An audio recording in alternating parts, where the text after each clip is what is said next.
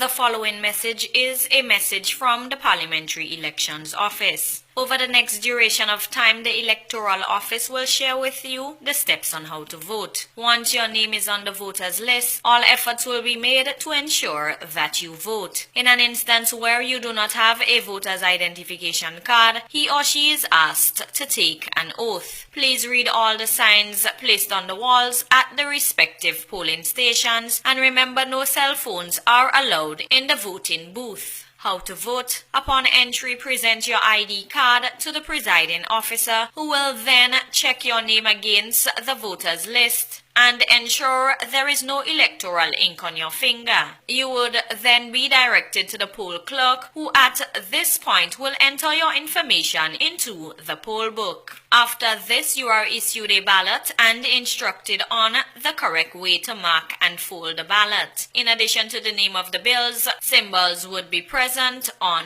the ballot sheet. A valid ballot should have the initials of the presiding officer and the voter's identification number. After this step, you're then directed to the voting booth by the presiding officer, where you would mark your ballot. You are to use the pencil provided in the voting booth to mark the ballot. If you believe you have incorrectly made your mark, tell the presiding officer, who in your presence will cancel the ballot by writing a word "spoilt" against the ballot and then issue you a new ballot. Once you have finished marking the ballot, the presiding officer will then remove the counterfoil and ask you to dip your right index finger in the electoral ink. Remember, the ballot should be folded in such a way that your mark cannot be seen, only the initials of the presiding officer and your registration number.